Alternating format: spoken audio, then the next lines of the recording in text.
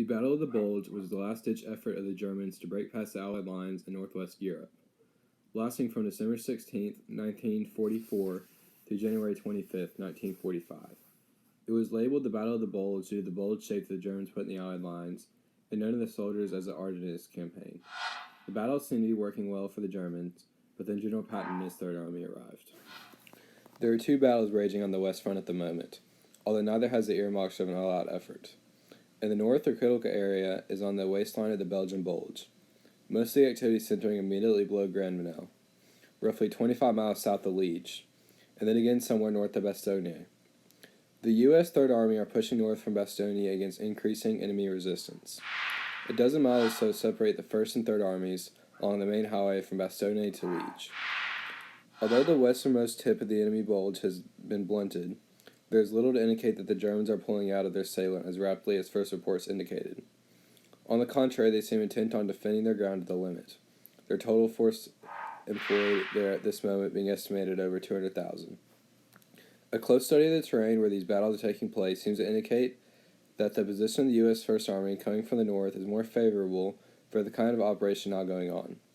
The enemy is quite strong on the left flank of our First Army, but he is decidedly shaken on our right flank, whereas the U.S. Third Army in its headlong advance north of Bastogne is driving deeper into the very heart of the Bulge, where most of the enemy's strength is concentrated. The enemy high command is evidently operating on the assumption that Lieutenant General Courtney H. Hodges' 1st U.S. Army, having suffered the heaviest blows in the initial Nazi attack on December 16th through 17th, has not as yet recovered its initial strength and therefore does not constitute an immediate threat for the Nazis, who drove the original wedge into our lines. On the other hand, the enemy knows that Lieutenant General George S. Patton's 3rd is by far his strongest opponent. The Germans may decide to stake everything in the West in one major battle of tremendous significance and magnitude. The previous article was an overview of the Battle of the Bulge. It merely covered how it happened. It does not cover specific reasons that some of the divisions of the Third Army were there. One of the divisions of the Third Army was the 11th Armored Division. This is the division in which my great-grandfather, Franklin Clark, served as a second lieutenant and a tank commander for Patton. His division freed countless men after their fight in the Battle of the Bulge. A third anniversary newsletter for the 11th Division states the following.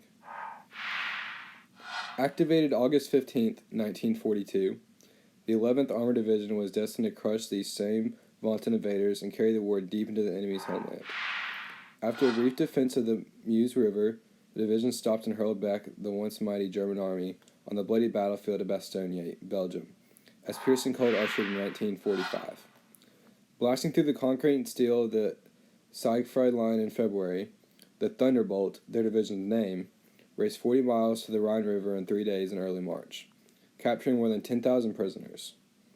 Moving south across the Moselle River, the division again streaked more than 50 miles to Worms, on the Rhine, capturing an additional 12,000 prisoners. My great-grandfather and his division saved over 22,000 citizens from the German prisoners. Along with freeing them, they showed them what it meant to be an American.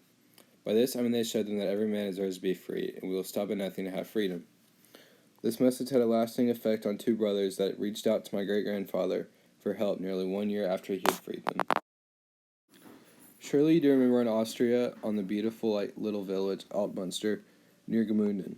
From here, send to you their best greetings, the two Slavics, John and Andre.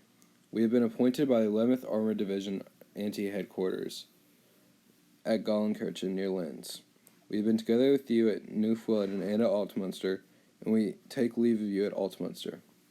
We are begging your pardon that we couldn't thank you for that, what you did for us, but sorry, we do not speak English and you do not understand the Slavic language, so we are thanking now.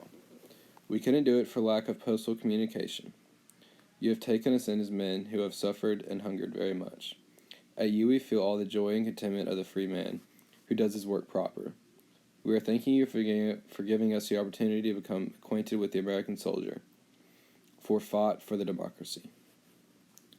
It is a pity that here in Europa is not a true democracy.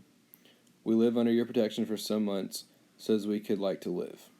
We are asking you, please give us some aid, that we can go to the country of the unlimited possibilities and to this of the liberty, to the USA. We like to see and deal the land of the true liberty and its symbol once in our life. We are begging you to help us. You do not know us as such men, who are never afraid of any work, and who will work as prosper for America. We do believe in your assistance because we know you as a right and kind man. Here we have nobody. In America we have our relatives and our sole protector, you. And there is the land of liberty, for which we will die, if necessary. The Battle of the Bulge is much more than another battle. This is because it was the last battle.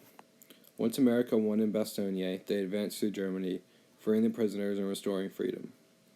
The Battle of the Bulge resulted in many men and women being freed, and it spread the word of what America was all about.